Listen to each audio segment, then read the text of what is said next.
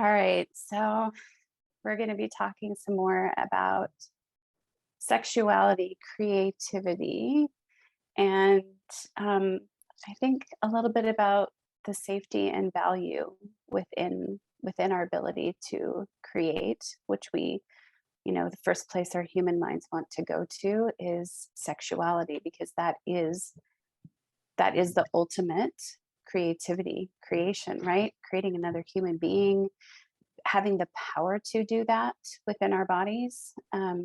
So I just want to invite each one of us to find that center place within our bodies, to come into union with our energy, our feelings, our thoughts, our emotion, and our physical bodies.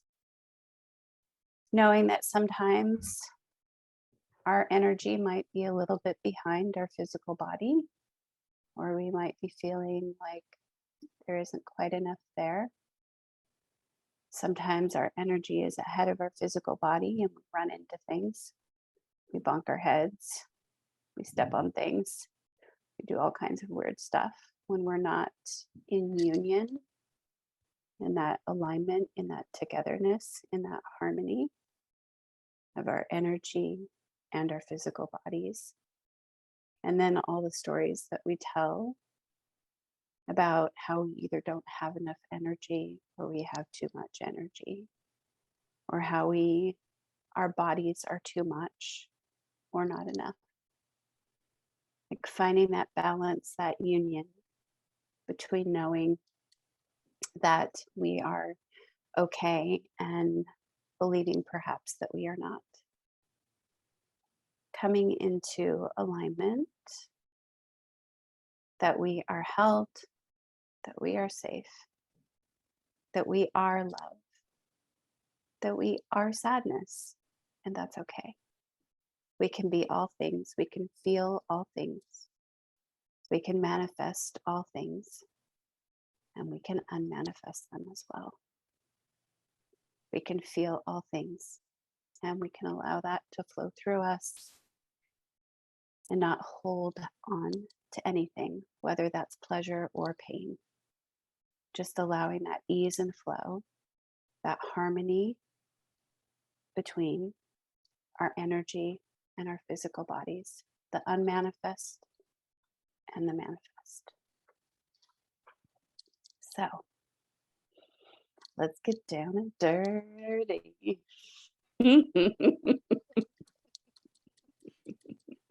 Oh, it just already feels so good. I've been really playing with that a lot this week. The awareness of my energy and my body, and where oftentimes those two have not been aligned.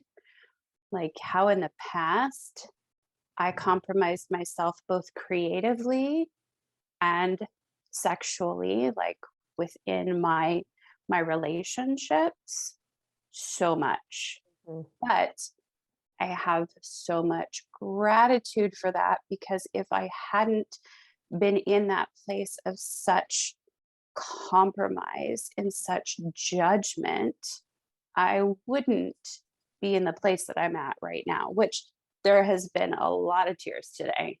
Not gonna lie, I put myself crying to bed last night, put my little girl down on her belly, and she just cried herself to sleep last night, and I woke up feeling the same way today. So So interesting. what are you guys noticing? We're in some pretty deep stuff, talking about creativity and sexuality. I feel like something I can notice just coming away from a weekend of high intensity and lots of like pressure and disorganization, that my creativity felt like on mute.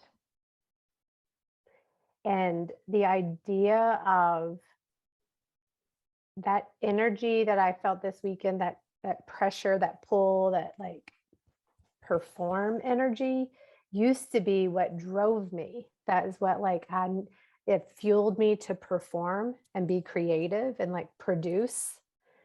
And it felt like a tug of war.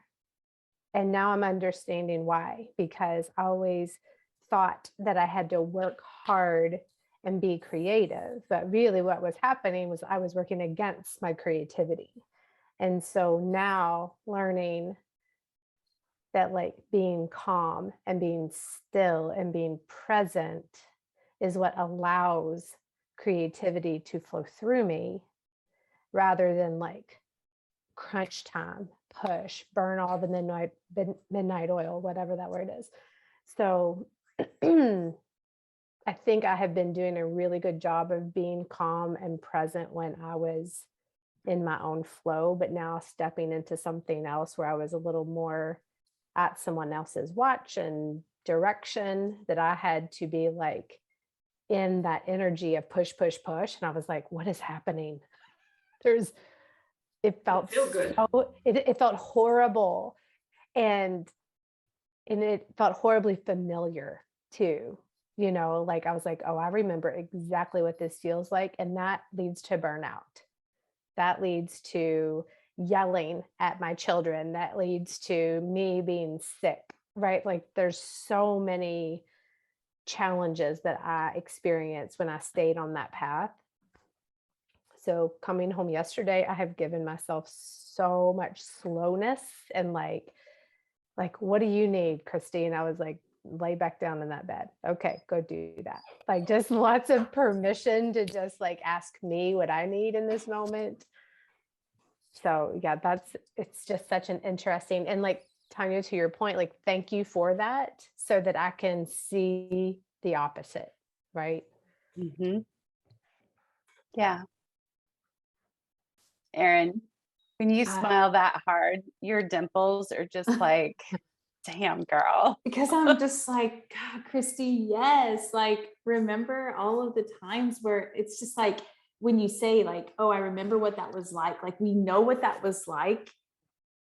It's like when you're in it, you don't realize that you're in it and you think you can't get out of it. And then when you get out of it, you're like, how did I ever do it in it? Like you realize now you're like, my creativity, like nothing is coming out of me when I'm like this. Yeah. So good. And the most consistent response that I heard this weekend was, I don't have time. And every time I heard it, I was like, we have all the time in the world. What are you talking about? We have plenty of time. And these, you know, I was surrounded by 14 to 17-year-old girls. Like we just have like all of this emotion and hormone and sense of urgency. Like, and it would be like, I don't have time to eat. And I'm like, that's not negotiable. Like we will make time to eat. We will make time to pee. We will make time to go to the bathroom. Like these are happening, period. So yeah, just it again, very familiar. I feel like I was just there like a month ago with my husband. What's interesting is this like, and I think Erin and I are really seeing this from the other side, from the side of pleasure. Like when we're in such displeasure with our lives, when we're so dissatisfied with our lives, the idea of moving over to pleasure, it's so far away. The idea of moving from feeling like I have to create in order to survive. Like I'm putting out a program in order to make some money so that I like can feed my family. That is that pressure, that time pressure, that um, like trying to create from a sense of urgency, of Survival. Exactly. Getting over to pleasure is such a big jump, and it's like you need to move to that place of neutrality, of satisfaction. It's like, do I really have pleasure sitting down and spending 8 hours working on finances and accounting for my business? No. Like, or do I really have pleasure from the job of, you know, what it is that I'm doing for a living? And it's like running up against that. Nope, there's no pleasure here. Like I'm not feeling connected with people. And don't get me wrong, there are jobs that um, you know, some people computer programming is pleasurable for them. Like it can be. For some people, working hard, being a plumber or an electrician, or, like pleasure can be found in any job. It just is what we're making it mean. And so I think sometimes moving from the displeasure, we have to sort of like break that first Mm, so that we can find ourselves going, well, now what? It's like mhm, me, for the longest time, I created fantasies in my mind to get me like in the mood for sex. mhm, I would have like my go-to like fantasies that I put in my brain that I would like, okay, how do I make this thing go? And sometimes that was a huge fight. I had experiences where I basically had to break those fantasies. Like I tried to live some of them out and I found that no, they're not like in Not the same. here, not the same as like Mhm, doing it out in the real world. It was like, do I like that? right, No. Like right. I wanted that to feel good and it didn't. Yeah. Right. So I had to break those fantasies first and then kind of sit in that, well, now what? Mhm, Before I could start asking myself, where is the pleasure? Pleasure before, during, and after this experience. Like, where is the pleasure? I loved just seeing Nala sitting on your lap, Brenda. And you're No, like, I was just thinking like, what's kisses. more pleasurable than puppy kisses right in your face? Yeah. Oh, And now she's crashed on the floor, so that's a good thing. bless. Well, and But Tanya, to your okay. point, sorry, Erin. Oh gosh, what was my? I was just thinking, my instinct is always to go, but how? Right? Like we have such programming in our brain of like work hard, then play hard, and like there's like the only way to pleasure is through work or effort. And so thinking about that idea of like pleasure throughout rather than only at the end, Hmm. um, my brain wants to like sometimes argue with that. Like that does, like that seems so foreign, like that's impossible. Hmm. And I think these are the great conversations, right? Like how can we crack that open and find the possibilities of pleasure before, during, and after, rather than Hmm. only like eat this meal and then you get your reward of your dessert, right? Like why can't we have dessert before, during, and after type of thing? Hmm. Yeah, I was asking myself about pleasure last night, and that's sort of the preamble leading into this week's conversation was me realizing the pleasure before, during, and after isn't just about sex. It's about like food, like experiencing digestion and like what nourishes my body.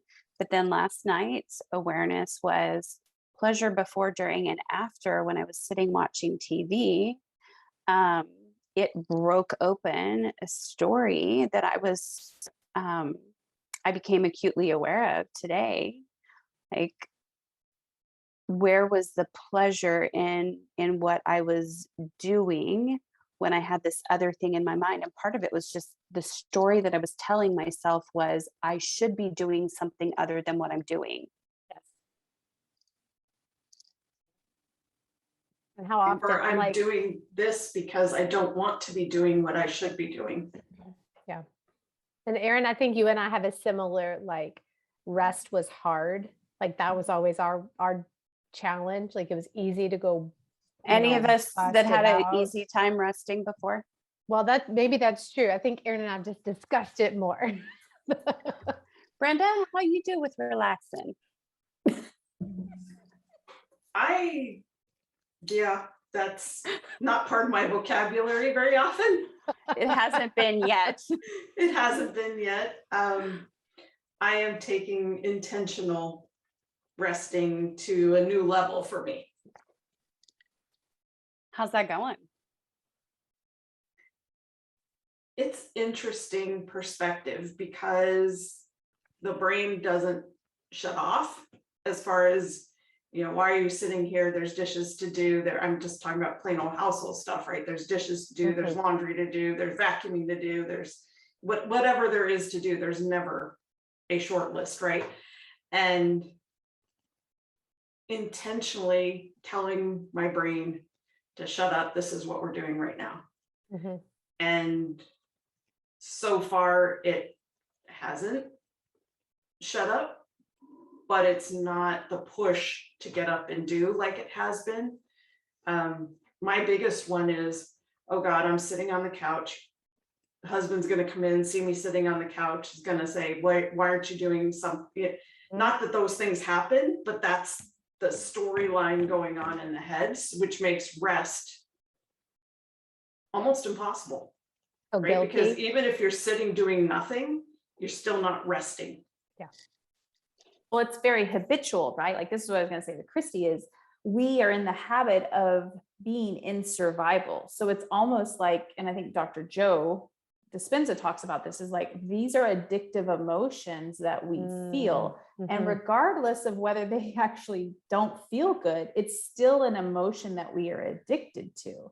And so I have been addicted to worry, and this might be something good, Brenda, because when you did your Marco Polo about my 37 or something like that with the worry and like, I'm always thinking ahead, like that is an addictive thing that I work at, right? Because that has been a coping mechanism for me to think if I plan all the things, then it won't happen, right? Oh, yes. And so we are addicted to these emotions. So this is what I don't think people talk about when we talk about doing hard things or growth, what growth looks like.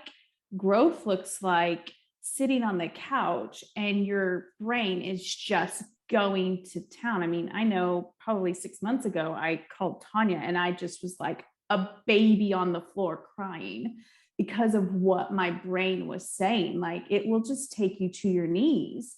And we want, our inclination, I think, is we want to say, stop it, but it just is going to keep going. It's like, now it can just come up. I mean, even this week, it's like, you are totally fucking up your family. Like, that is the story that's happening this week. You were totally fucking up your family by moving and doing this. Like, what are you doing? And I'm just like, I see you. And it's okay. Right? Like, of course, that's what you would say, because that has been maybe some of your experience, when you were younger. Like, it's totally okay.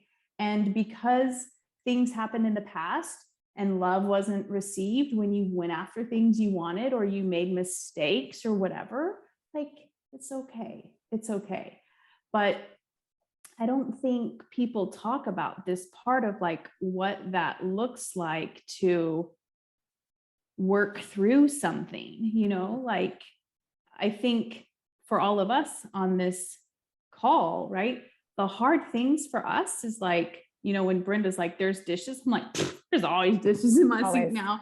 But there was a time where there were never dishes in my sink. There was a time that the counter was not allowed to not be wiped off, or, name whatever it is, the laundry was always done, or, just whatever it is. And we don't go from, like Tanya already said, we don't go from always having the dishes clean and sitting on the couch and taking 2 days off or a week off or whatever we want to do and not laundry and all this to like, doing all of that. Like, it's really a big jump. And so having that compassion, I think sometimes we can also do ourselves a disservice because we see someone that might be farther along on the journey than what we are. I was thinking about this week. I was like, see, I used to watch people on YouTube and they would just sell their house and they would just move. But what they didn't talk about is all of the stuff that led up to them being able to flip the switch, right? Like, I've been talking about the traveling in the Maui for several years, right?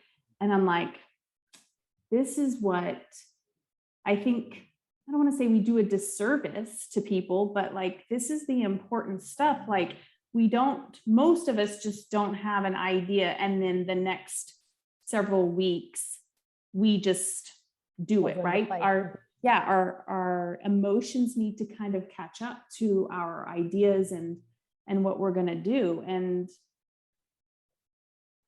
which I guess then goes along when I think about the bedroom and sex. I remember Danielle Savory, she used to call it like the bridge to the bedroom or something like that. Yeah. She would use that term. And, you know, if we're in this work mode, if we're focused in the work, AKA sometimes some of us might be in that survival mode, we can't just walk out of my door and now it's time to go have sex with my husband. Like I need that 45-minute hour kind of to get into neutrality or to get into maybe moving into, you know. Otherwise, it's just another job. It's just another like checklist. Yeah. And I think about like, Brenda, hearing you talk about while you're sitting, like our never ending to-do list. I'm like, I'm so curious if this is man, woman, or just human. Like, do men also have this ongoing list in their head? Erin, I would imagine Jason does. Yes. I'm really curious. I don't think my husband does. I think he goes into like straight nothing box.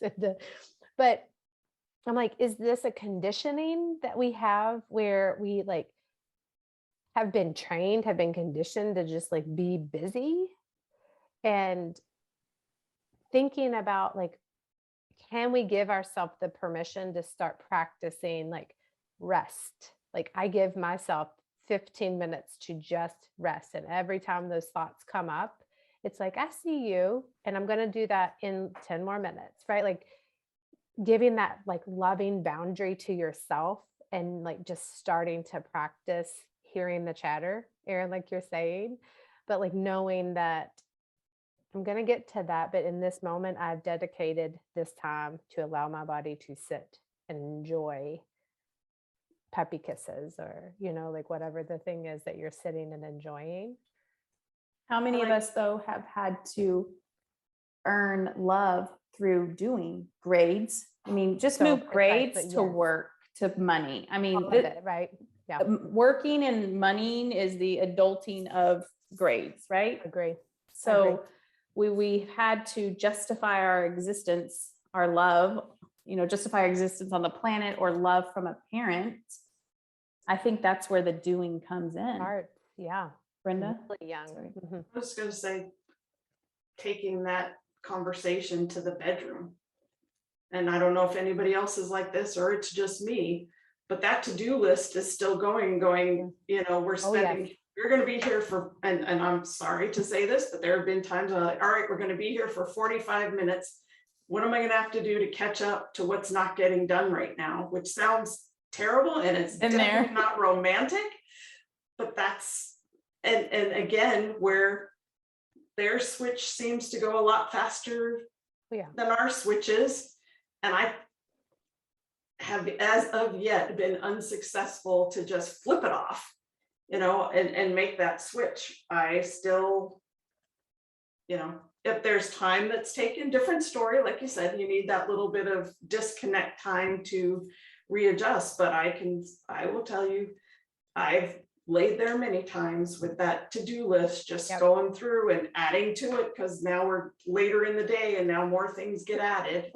You guys are laughing, but it's true. No, I'm laughing because we've been there. Completely agree. Every one of us. Every one of us. I'm kind of rehearsing the things that I would say, and my husband being like, "Oh, that's where we are right now." Like, you know, like I'm very transparent with everything that happens in my brain comes out of my mouth, and he's like, "Oh, okay." So, Well, I even say, babe, I'm just not there yet. You need to get my head in the game. right?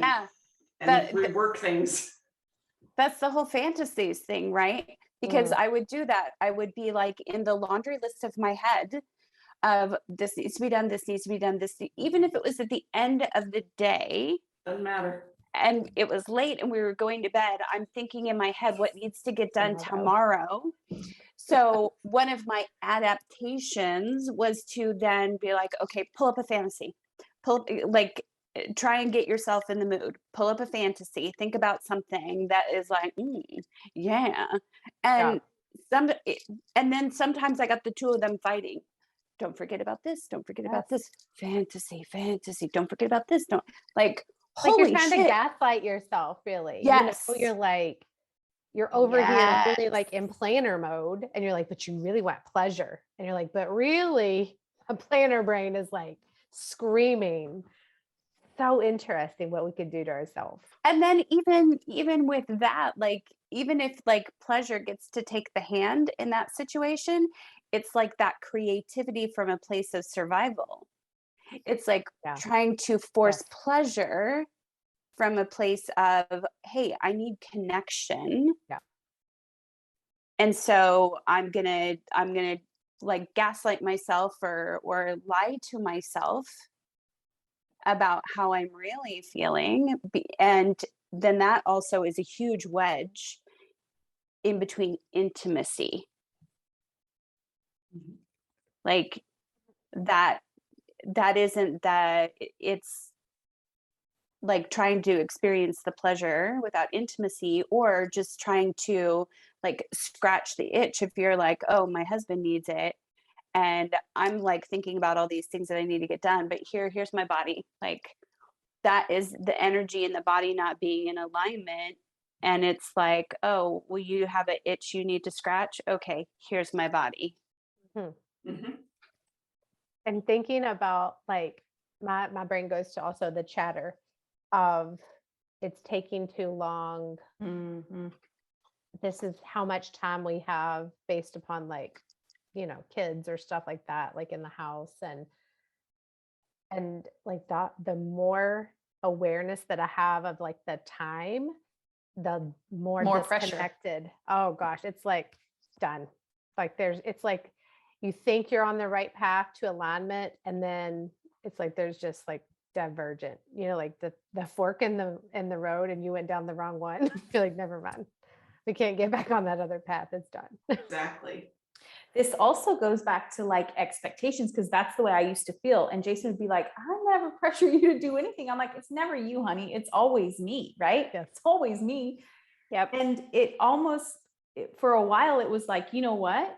First of all, learning that I'm not responsible for your penis. So if Oh, you yeah. have an itch, that's your problem to itch. And if I want to participate, then that's what we decide.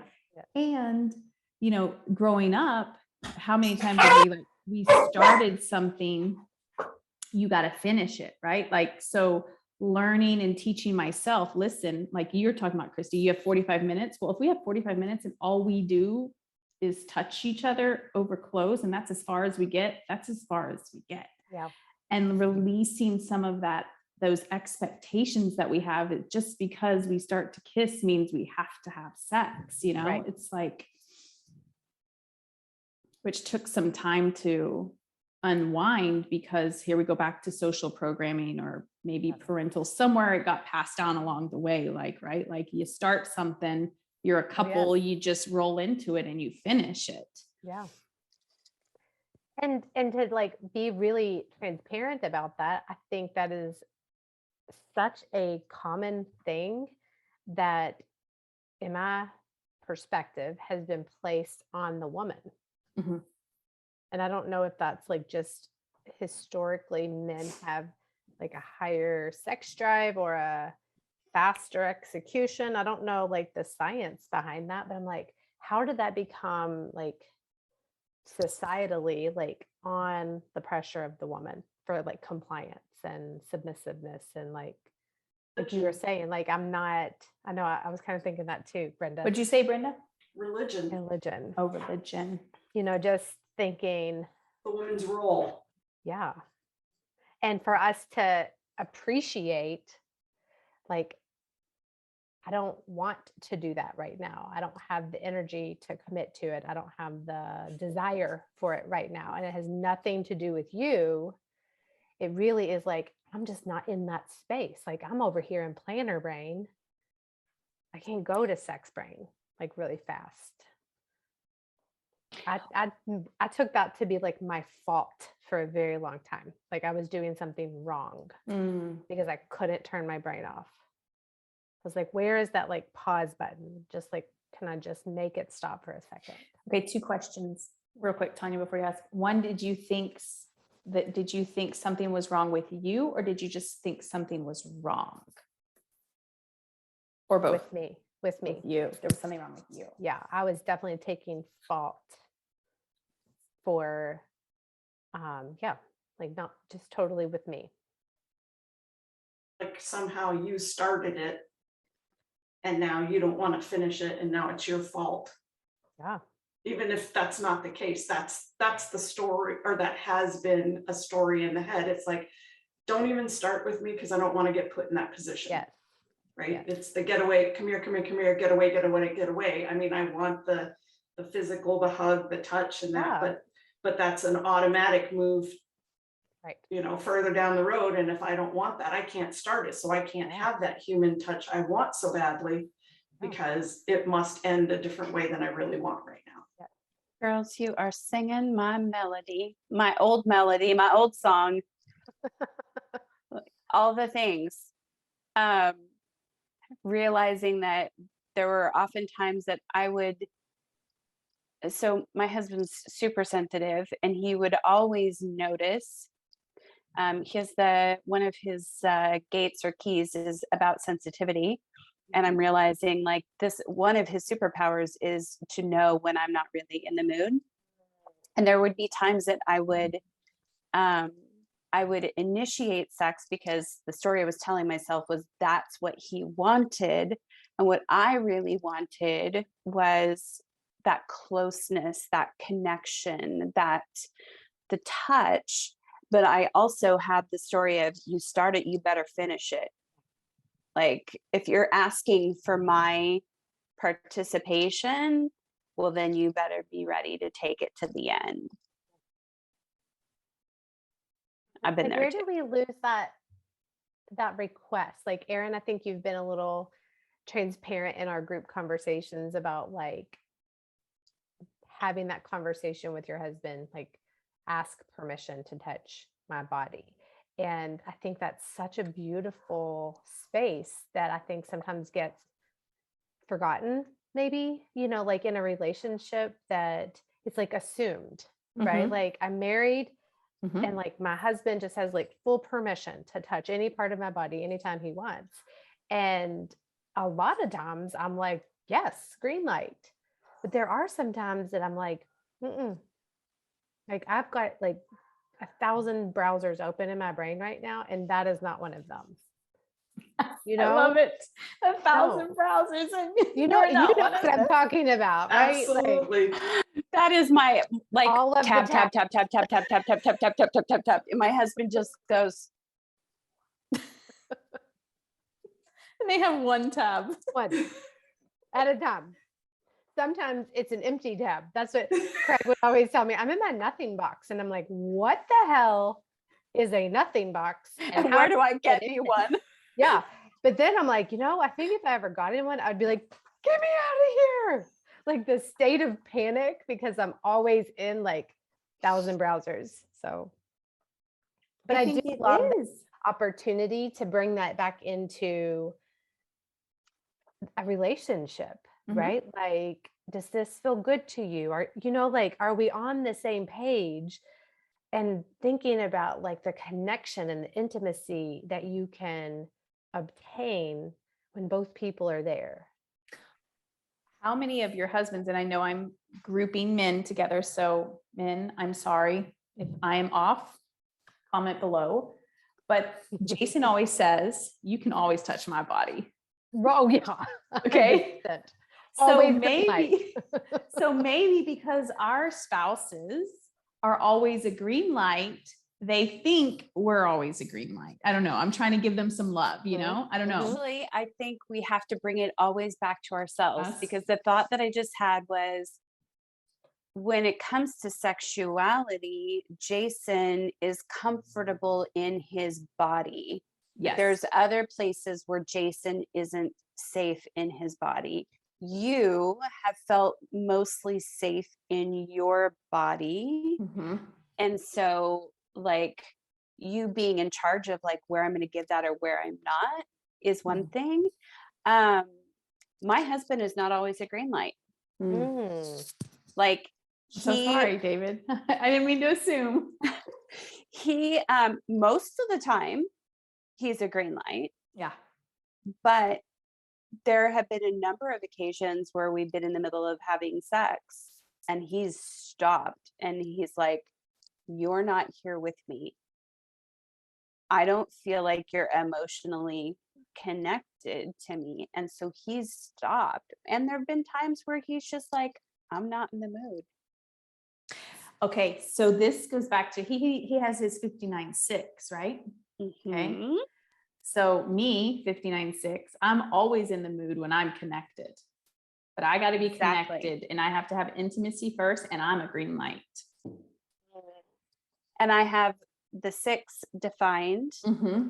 and 59 is undefined for me. So that's that energy for me to explore and play with in lots of different ways, but it's not something I can hold on my own.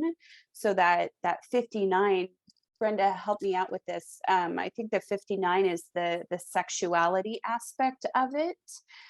It's if I remember, it's like war and sex. It's that like aggression side, and the 6 is much more emotional. So I have that defined, and that 6 also, when it's in the shadow aspect, it's like another person can take something away from me, another person can take connection away from me. And so for me, that's always been a very defined thing. Brenda, please No, expand. you're good with that. That was, don't have my charts to pull up right in front of me, but yes, absolutely. That's the go get them channel. But you're right, the emotional side from the rev them up side. You don't have the rev them up side at the sacral end of it, but you have the emotional side at the solar plexus end of it. Yeah. My husband has the opposite of you. I'm a 59.6 defined, and he is defined 59 open at 6. Am I saying that right?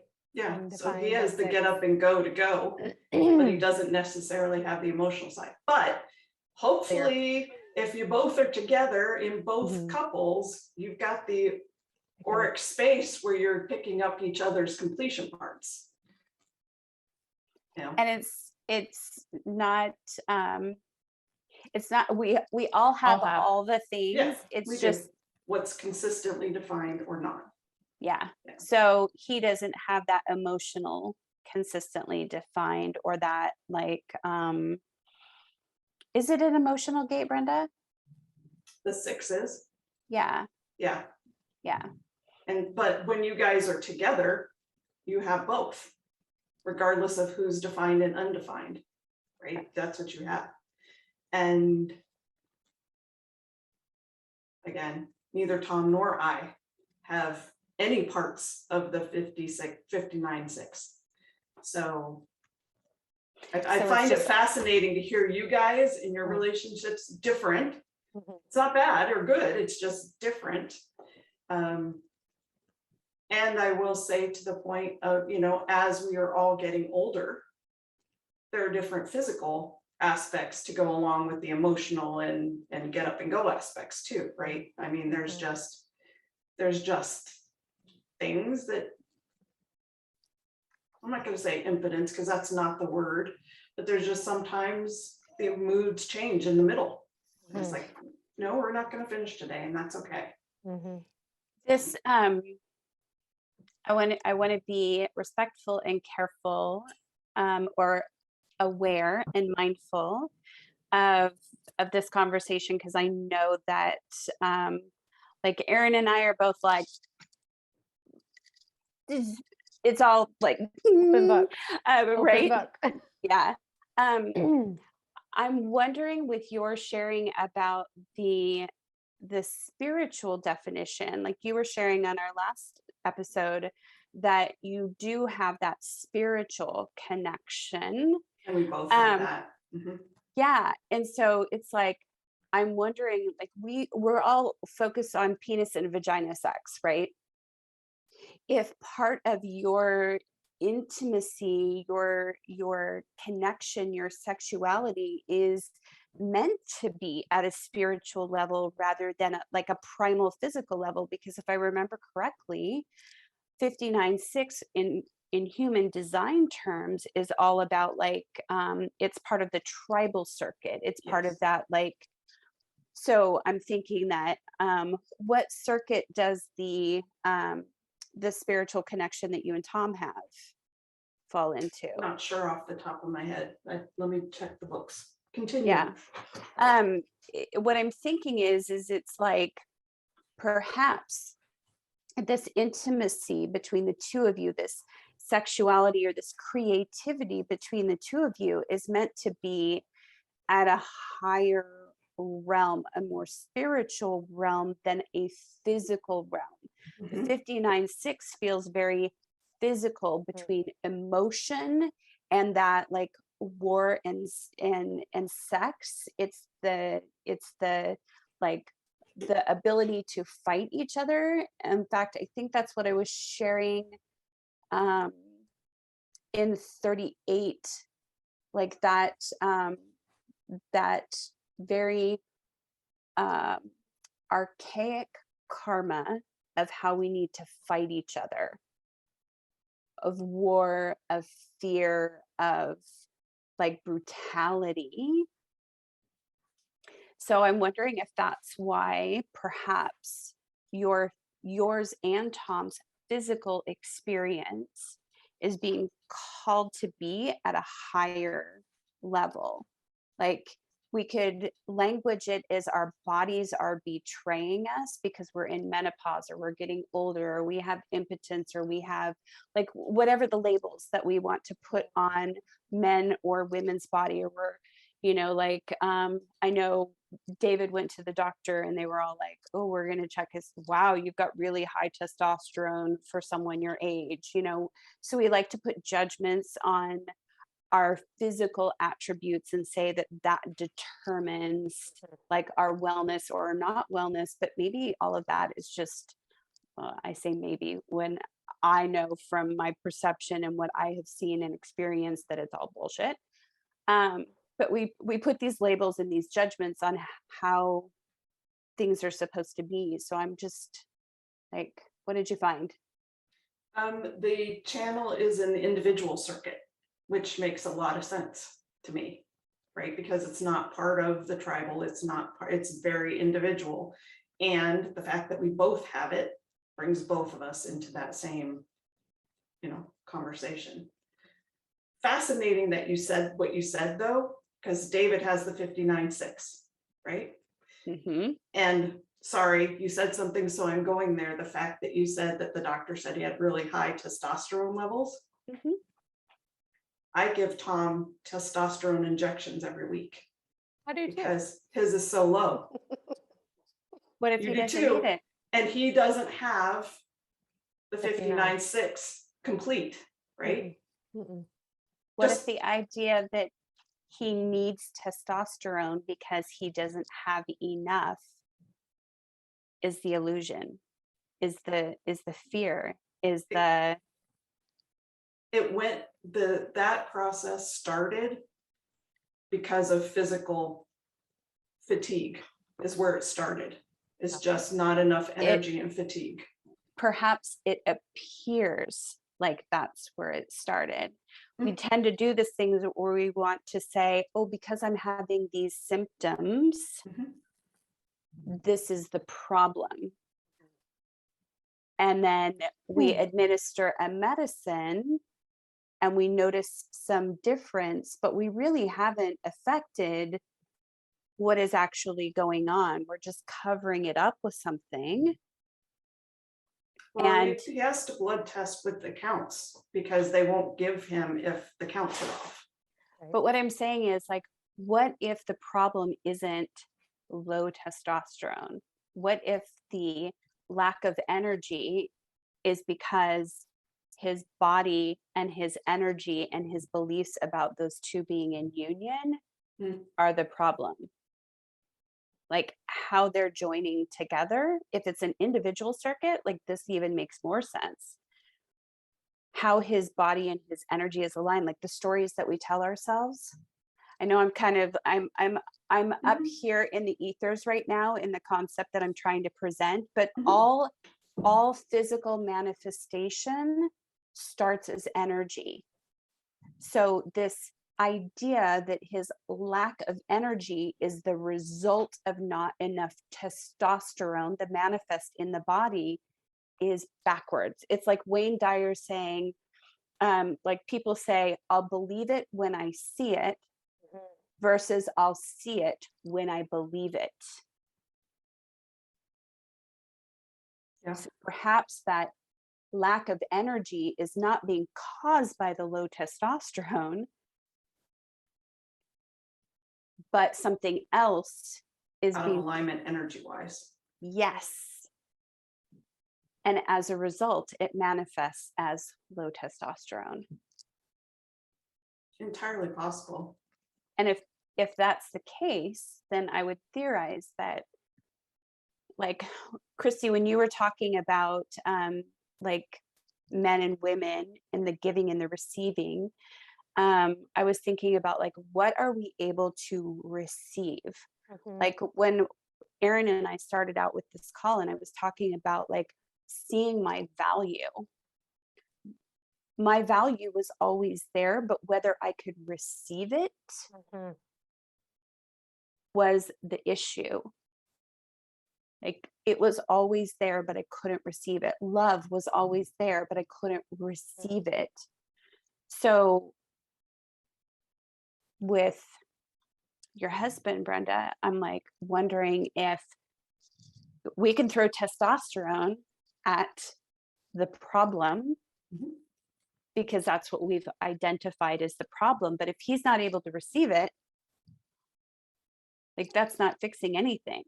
You have to go to the source, the energy, because energy always precedes manifestation. The thought, I want to have it. I totally hear what you're saying, because there are some weeks where he's like, I don't understand, I'm fatigued already. And it's just an ongoing thing. And I think it has a lot to do with not doing what you love. I asked David the other night, or David said the other night, I was mentioning something about Dozer getting ready to have his 19th birthday. And I said something to David about him being an old man. And he was like, well, of course he's an old man, but I think the reason he survived so long is because of love. And I'm like, And for those that don't know, Dozer's your cat. yes. We say a lot of things in these conversations where somebody who doesn't know us has no context of what we're referring to. You know, that came up, this course that David and I are taking right now has been so valuable, in that we're getting to observe, like, when we start Pooh University, what we want to be offering.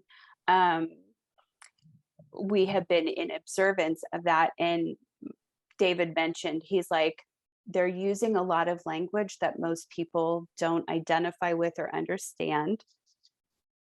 And yeah, having the back history. So thank you for saying that about Dozer. Like, so people watching can maybe like understand some of what we're saying. You could translate. I need a translator. I feel like that sometimes when you all start talking gene keys, and I'm like, hold on. Translation, please. Put it in a real world. Like, put it in a real. Come down to earth, please. All right, I want to go back to the testosterone conversation for just a smidge. Christy, you said you do the same for your husband. Did you guys start with, and it's a sexual related question, so hang on here. Did you guys try to start with the gel? Actually, when I met him, he was already giving himself injections. Okay. And then he did patches, gel, pellets they're like subcutaneous pellets, and now we're back to shots. So he's been like the test dummy, like the experimental rat. Every time a new procedure comes out, his endocrinologist will ask him, like, do you want to try this? And he's like, sure, whatever. So the reason I ask is the first thing they want to offer you, at least when Tom first was issued this diagnosis, was the gel, and unscented gel. And to me, it smelled unscented, smelled, and all I can say is like flowers, like really flowery perfume that's like old lady kind of stuff. Mhm. And I swear I can like go to Target or go to a grocery store anywhere and I can tell you who's wearing it. Yeah. Because it's that strong to me, and it was unscented. There's no smell to this. And they couldn't believe that I had such a reaction. It was like, I don't know what we need to do different. So that's why we're on the injection side, because I can't do this. To me, it's a total turn off. Yeah. He's like ready to go because he's got his, testosterone going. And I'm like, get that smell. That Well, does not smell like you. It does not smell good. And women aren't supposed to come into contact with it, because then, I mean, it's just a hormone, Right. know? So then it was like creating this weird like dynamic of like, don't touch my body, but I want to touch your body. Keep that stuff So- away from me. Yeah. It was just so, Oh my gosh. Sorry this to makes- digress on that, but that's like a thing. And maybe other Mhm. people have had the same. Two quick things, and then I want to go over to Erin because I know she had something that was like, but so one, this actually makes me think about the correlation that I used to be hypothyroid, like an energy there, and I don't have to take medication for thyroid anymore. Like that has since resolved. Since I resolved the energy of it, that's like a whole nother conversation we should have on medicine and like conditions. Oh, there was one other thing and it just left. So I'm sure it will perhaps. I want to comment before we go to Erin, because The smell. I was like, it'll come back to you, Tanya. I'm just thinking about the look on Craig's face. I might have to record this when I go to him and tell him that it's suggested that you work on clearing your energy around your testosterone. I'm just going to leave it there, because his perspective is like, we're all witches and we're all like, working voodoo magic over here. He's like, where's your crystals? He's so We like, are working voodoo sarcastic. magic. We are, but We I'm are just like healing our own self and all the things. sarcasm and like closed-mindedness about any of this, and like I'm just visualizing the face and Please whatever record it. sad comments will come out of his mouth. Put in Please. Marco Polo. We have to do So this. I'll do it Um, tonight. You know what the extreme irony is here is what your husband does for a living. I know. We just talked about this the other day. I was like, that you're an electrician and like you are a master of electricity, like you understand this so brilliantly. And he's like, yeah. And I'm like, do you know that is like the energetic movement? Like it's the same thing. I'm like, I think one day it's just going to like magically click and he's going to be like, oh, okay, there it is. It's exactly what you're talking about, Tanya. Like it's been there all along and he just wouldn't receive it. Yeah. Well, and he might actually need you to be seeing it in him before he can see it in himself. Yeah. That reflection, right? What I was going to say is just like the senses of the body. We've also had stories about how smell is tied to the nose, like being able to sense or smell something is like somebody says something is unscented, and it may be for them, but you might actually be experiencing that scent through a different sense than the nose. Like I think about one of David's gates. I can't remember if it's the 19 or the 24, but it's that and if I said like, what is the name of this? He would be like, boom, it's this. When like your sense of sight can feel color. It's 19 what he has. I don't know what it's called, but it's his 19th gate. The sensitivity, it's being able to use your senses for different things like tasting color or hearing smell, or you know what I mean? So you might actually be smelling this unscented through something other than your nose. Synesthesia. Yeah. Synesthesia, Synestesia. And Some so, people- so Chrissy, I'm super curious if maybe Craig, like, you're presenting the information about energy from a standpoint that he's not connecting with. I know we have the same golden path, which is about compromise, mediocrity, half-heartedness, and desire. Like if maybe some of his tuning out is like shutting down his energy, and he's a generator. That's one of the things I see similarities in David, in how he like numbs out, tunes out, turns his energy off. When we think about generators and the body, we think about them having all this energy. But I think sometimes when that energy is felt like too much, they turn it off. And so there might be some disconnection both in the sense and the energy in the body. And it might just be like he might be able to see it through you at some point in time. Yeah. Like you looking at him and knowing it's there, like this really isn't a testosterone problem, it's an energy leak, you know? And maybe And, like, even his is a little different because it was like diagnosed at like 19. Like I think his was a different, his was that he didn't ever have any. So it's a it might be a different situation than Tom's. And It's hereditary, at least it has run in the family of Lowe for a couple generations. His dad, his brother, uncle, grandpa, I mean, the whole, and you're chuckling, I see you chuckling, but it's true. I mean, you have to break a cycle, I get that, but yeah, it's like all this stuff that's been handed down. Of course he became an Generational. electrician, like looking for the power, the electrical connection. And what is testosterone to a man? It's energy. It's the ability to procreate.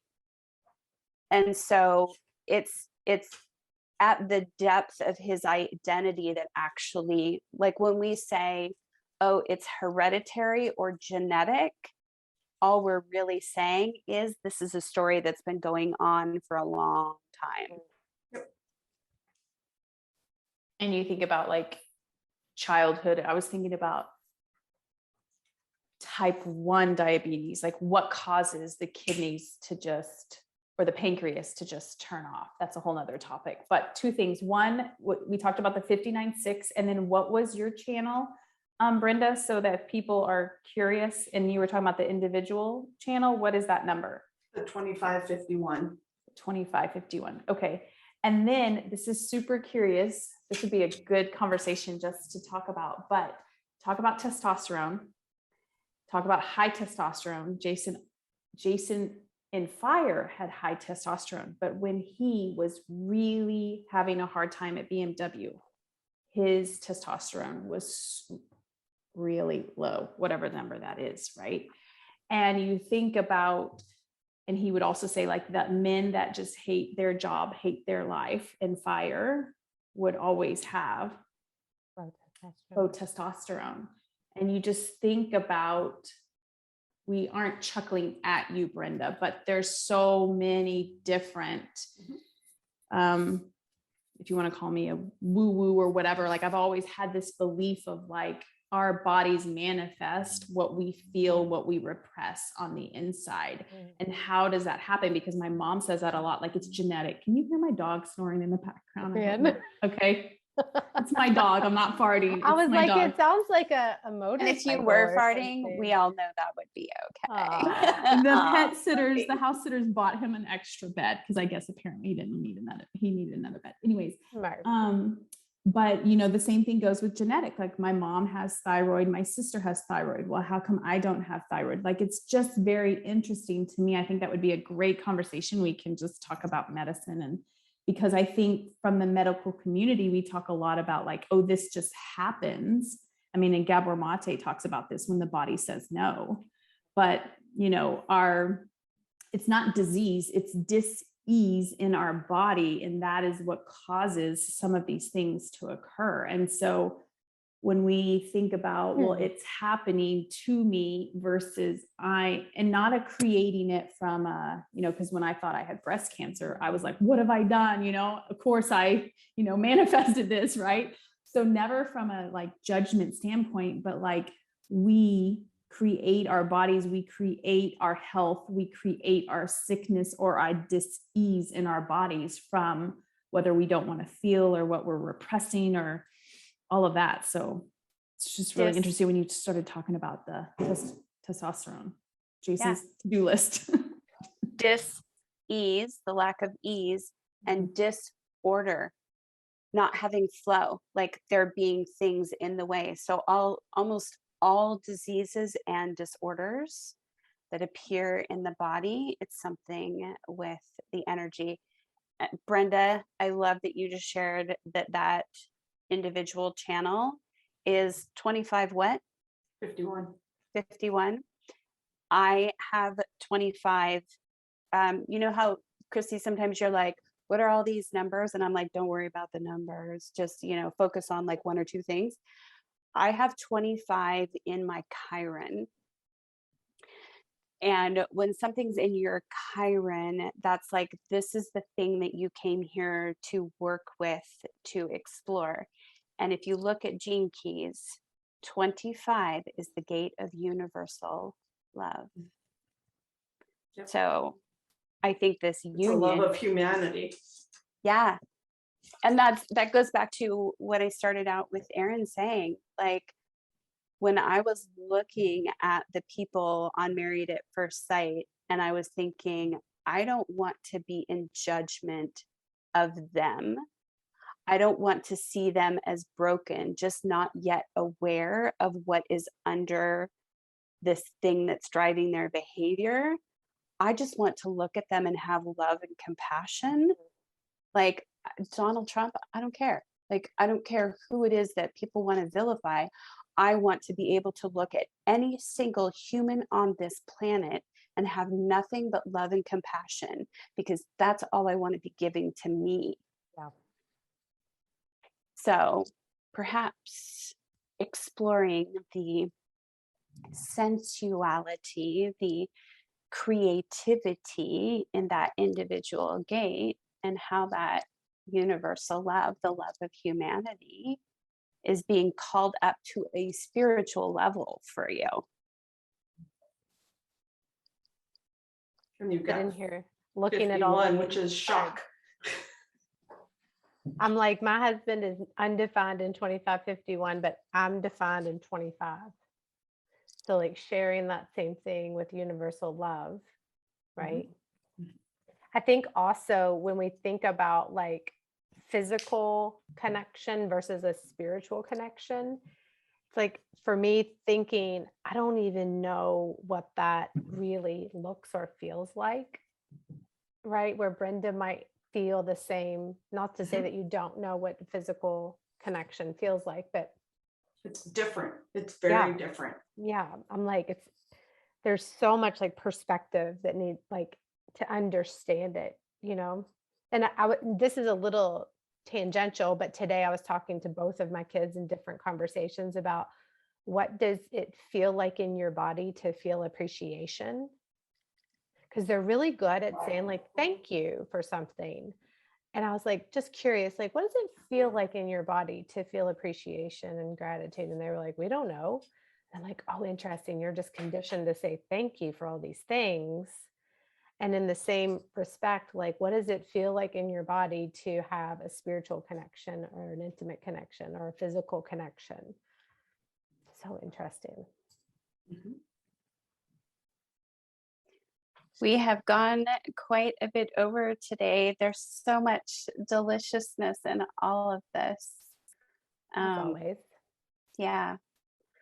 So I just want to, like, I could actually go on about like appreciation and how it feels in the body. Like we could spend a whole thing talking about feeling putting our emotion together with our physical experience, because that's one of the skills that we have to formulate in order to manifest what we want, in order to be able to receive what we want. We have to be able to feel it in our bodies. So to receive love, to receive pleasure, we have to know energetically like how those two come together, just like sex.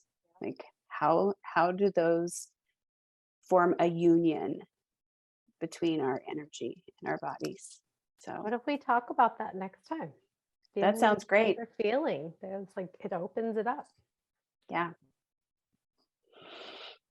Thank you guys so much. Always a Always. pleasure. Always a Always. Love you, pleasure love you. before, during, and after. Yes. Oh, amen. Woo! Amen. And let the girls jump.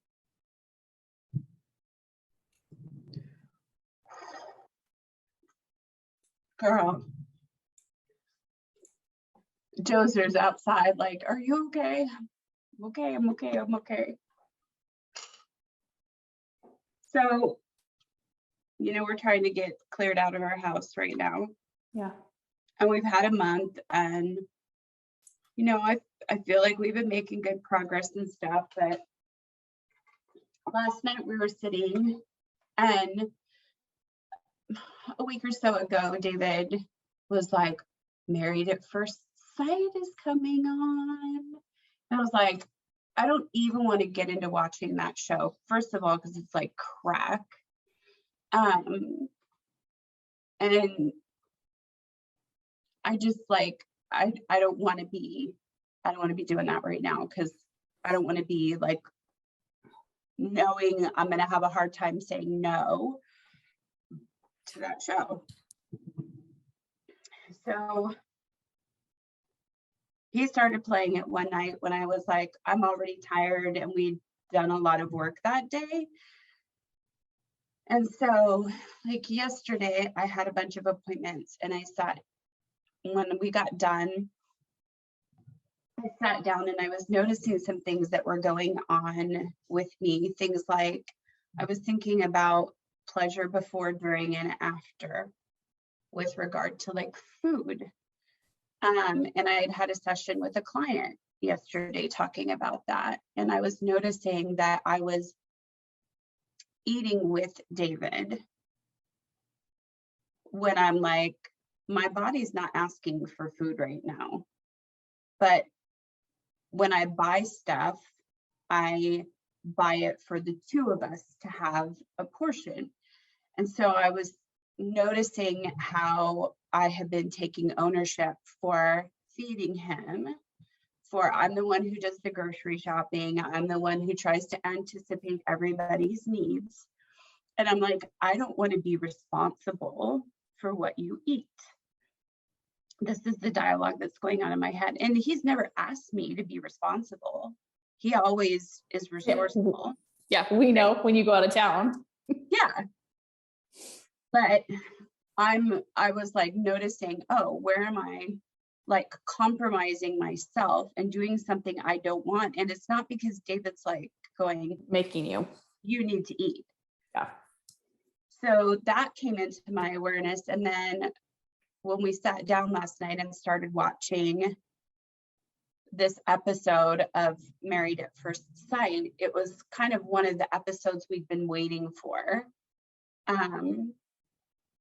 Because there was like, all these people are just desiring a deep connection.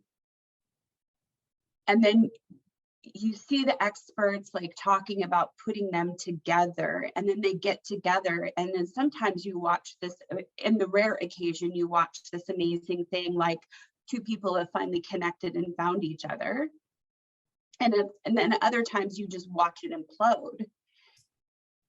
And I'm looking at it through an entirely different lens than I used to. And I was noticing like that feeling of wanting a couple people that were in this experience, one man, one woman, to be called to the mat for how they're behaving. like called out, like talks their to or something. insensitivity. Mhm. Which, funny enough, the other day when we were getting ready to go out to the whiskey library, David was talking about his hair winging out, and I said, well, here, let me see if I can fix that for you. And put a little product in his hair and was blow drying it, and he was like, no, I'm not, like, I don't want to look like a greaser, I don't want it, like, he was fussing about it. And I was like, fine, like, take care of it on your own. I was just, you said this and this is how I was trying to respond. And he's like, don't get all sensitive about it. And I was like, dude, have you met me? Like, sensitivity is what I do. So this insensitivity, sensitivity has been coming up a lot. I had lunch with Michelle on my mom's birthday, and we were talking about her keeping my mom's secrets about being a liar and a thief. And how I was like, you feel free to love her as a woman. Like, that's not your biggest fear. Your biggest fear as a person of integrity is like loving a person who's seen as having no integrity. Okay, so here we are last night, or I think it was last night, we were watching the episode where we were expecting them to get called to the mat. Actually, it was the night before. I'm like, here I am again, watching TV instead of working on something in the house. So I had that narrative in the back of my mind. The night that they had the commitment ceremony, the two people did get called to the mat. And this week is intimacy week. So David felt unsatisfied with how hard the people that got called to the mat. And he was like, I kind of feel like they could have gone at Celine a little bit more. And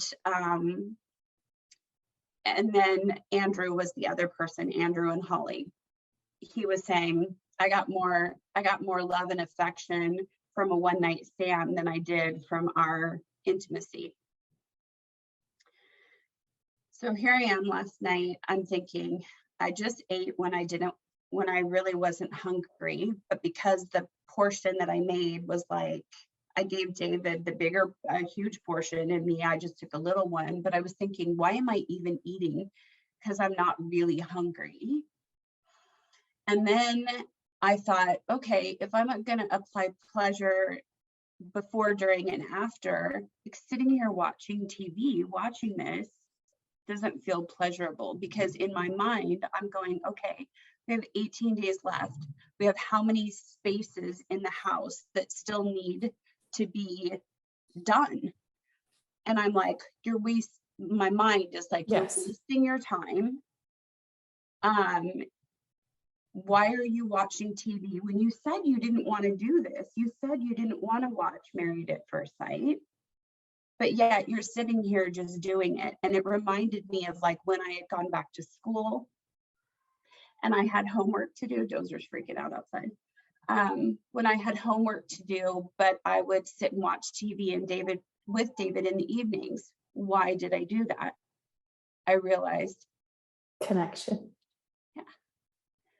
And so I was thinking to myself, we're going to have to find other ways to connect over TV. Now, here's the other irony is I know that the Plex server, the TV watching device that we have had is going to go away when we leave the house, because the massive amount of resources that it calls for downloading and this and that is going to be too hard to keep up with. And so like, there's this knowing that I'm about to be out on a boat in the middle of the ocean without a ton of possessions and concentrate with my husband. You think we'll have some time to connect there? Probably. But it's just like, it was tearing up all of this, like compromising myself in need for connection. And it's not like David's like, you have to sit here and watch this with me. So I was asking myself this morning, okay, if I take full ownership of how I'm feeling right now, I'm not feeling pleasure before, during, and after. Although when we were watching MAFS last night, there was a moment that Andrew said, like, he came back to Holly and apologized. He talked to the partner of the woman that we were like, oh my God, she's such a bitch. She was calling the guy a princess. She was calling him like, oh, are you gonna boo-hoo, princess? And this is like this massive masculine guy who has a ton of integrity. So here's the one with integrity, the one without integrity. The thing that came up last night was when Andrew was basically apologizing to Holly, his partner, for how he had been. He said, I have attachment issues. I have fear around being abandoned.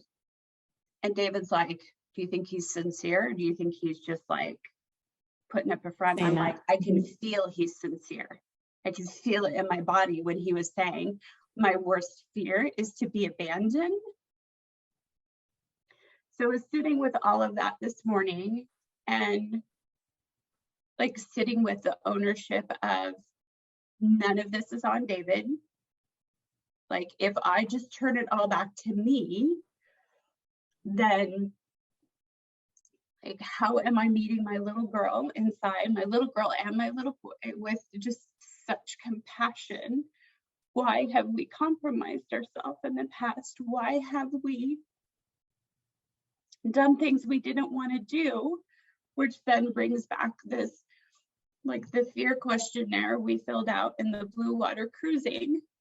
When I did what I wanted, I got hurt. When I said what I wanted to say, when I was truthful, I got hurt. And I needed to have that experience so that I could understand why we do the things we do. Like I look at these people on this show and I'm like, there's something deeper there. The reason they act the way they do is because there's pain. And so then I was thinking about the liar and the cheat and the lack of integrity. And I was like, okay, why did I lie when I was younger, when I was in my younger years? I lied because I was afraid that telling the truth was either going to break connection, leave me abandoned again, or that I would be hurt. When my father kicked me out of the house, it was because I had been lying. So that he wouldn't get upset with you. Yeah. And because what was I seeking? I was seeking love. I had met a nice boy at church. I wanted that connection. They said, oh no, he's too old for you.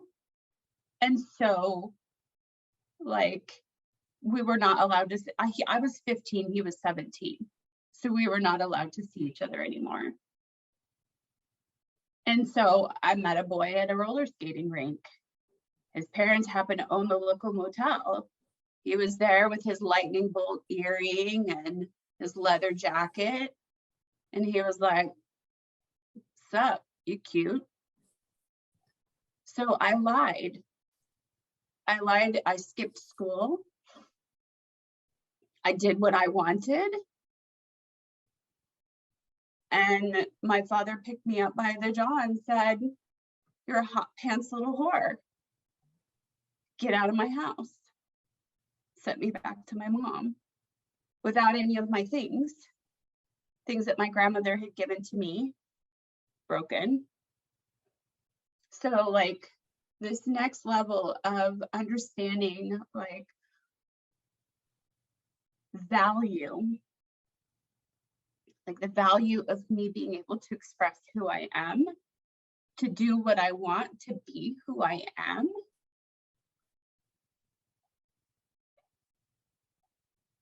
When I said that like my pearl was opening up, it was this realization this morning of meeting myself, meeting the story of the liar and the cheat, the thief, the unvaluable. Like, why did I steal?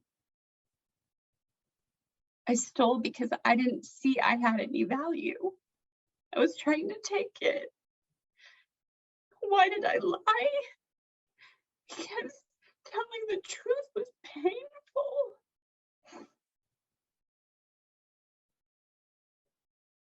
Telling the truth got me beat.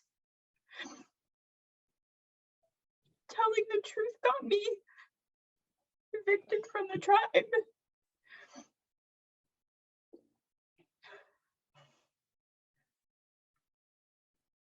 All I wanted was love.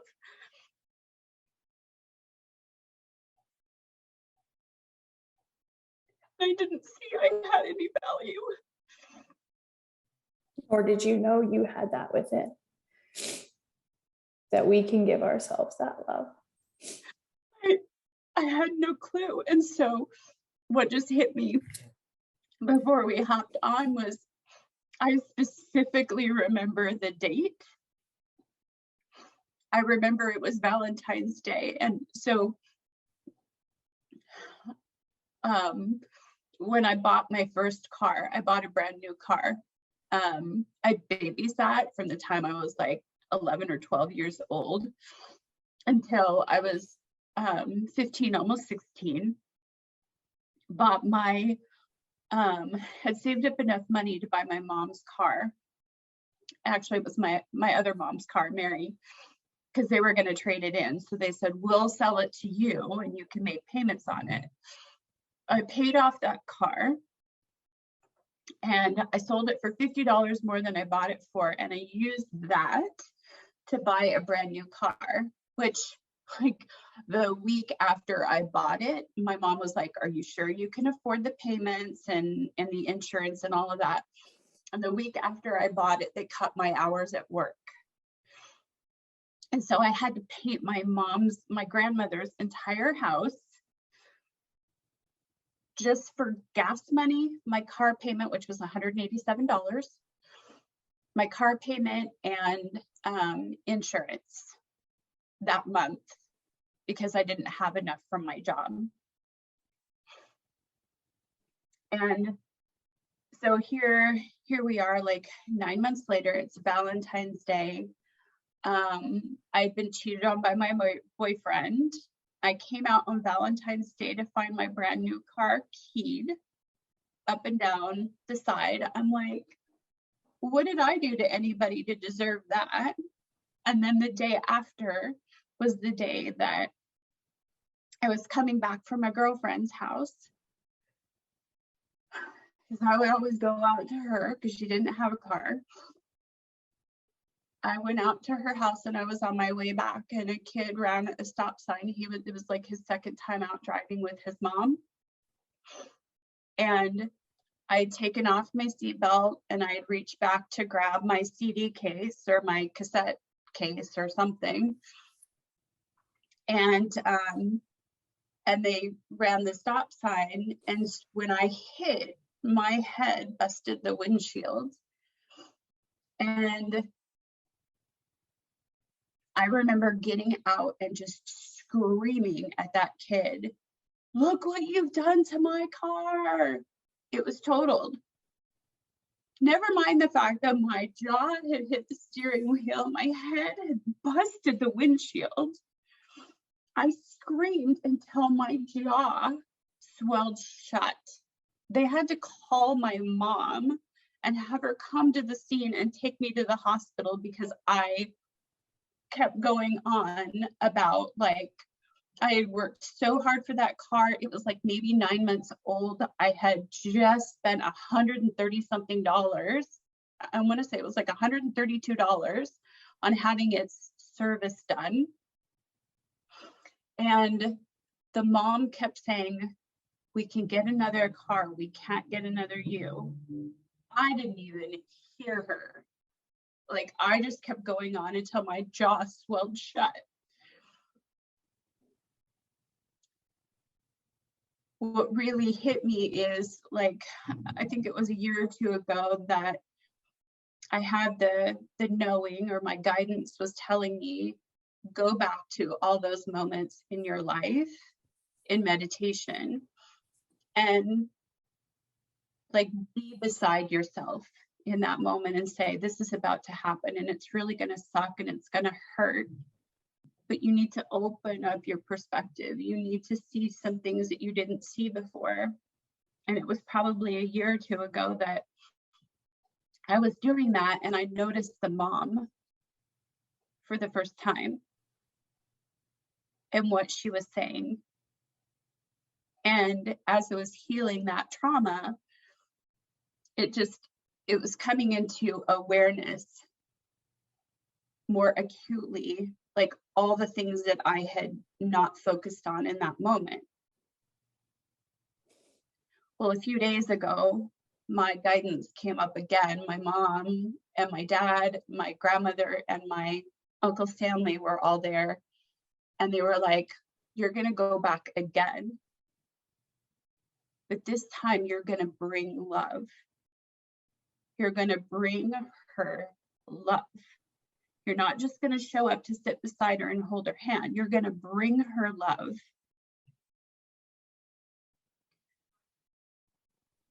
So the first thing that I had done before, aside from my birth, that moment that I thought I was going to go in a linear process when I was going to go back to my life of like recalling all the things that had happened to me. And maybe actually I did skip over birth when I did a breath work with my mom's, the playlist for my mom's celebration of life the day or so before. But when I sat this time, when I heard you're going back with love, the first place I sat was in that car accident. And what's hitting me today is when I was looking at the people on Married at First Sight last night,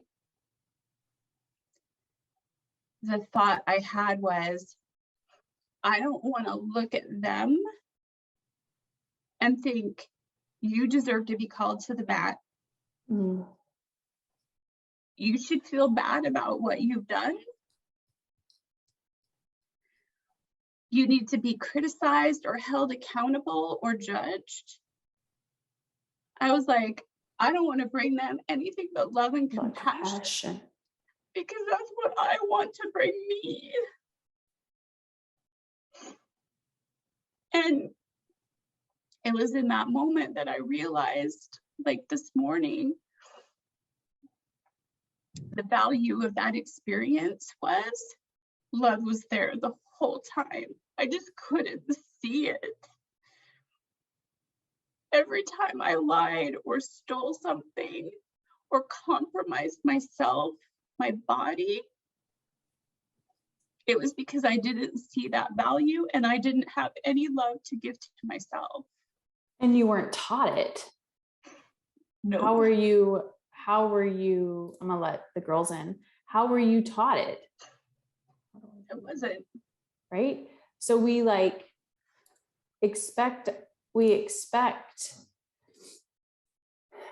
this is where we have to do it ourselves, right? Because nobody teaches us how to do this. And the only way that we know how to do this is after the fact.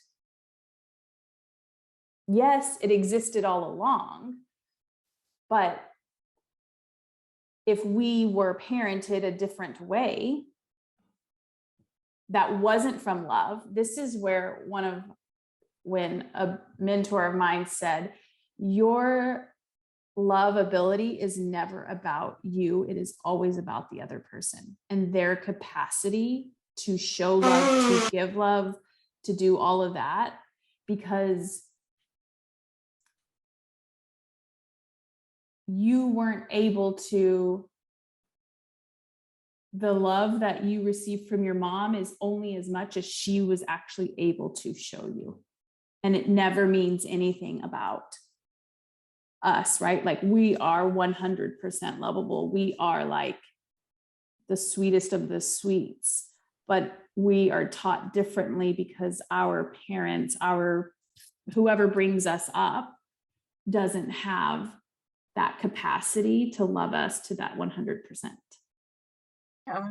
Which is part of this whole like realizing that my grandmother was the embodiment, my mom was the energy, my Uncle Stanley was the embodiment, my dad was the energy.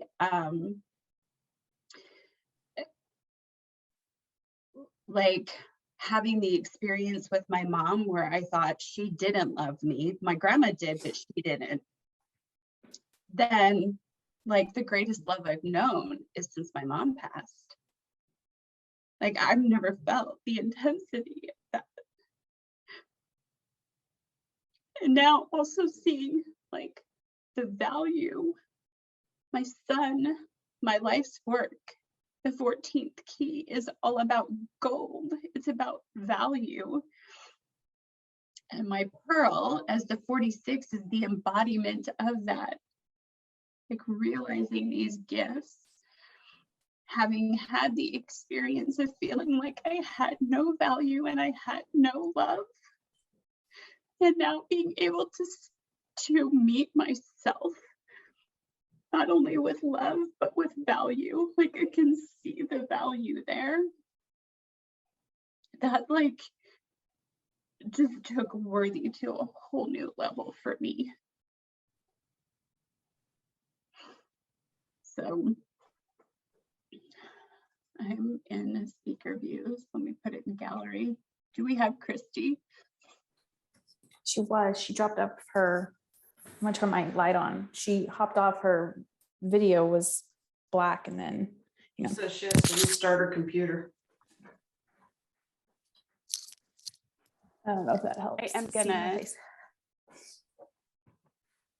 Erica, you can totally like include all of that stuff ahead, how it feels appropriate. I'm gonna pause for a second and I'm gonna go potty, and then I will when we get Christy back, I'll be happy to like we can have a quick debrief about what we're going to talk about today, and then I'll walk us into centering.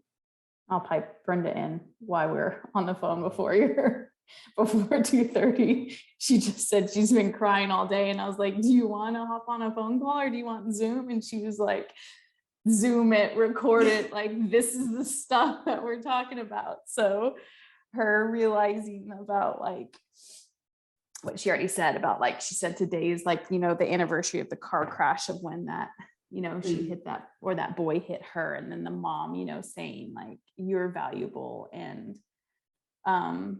wanting to have connection with David, but realizing it's happening still through like food or TV. And, you know, I think just the culmination of all of things.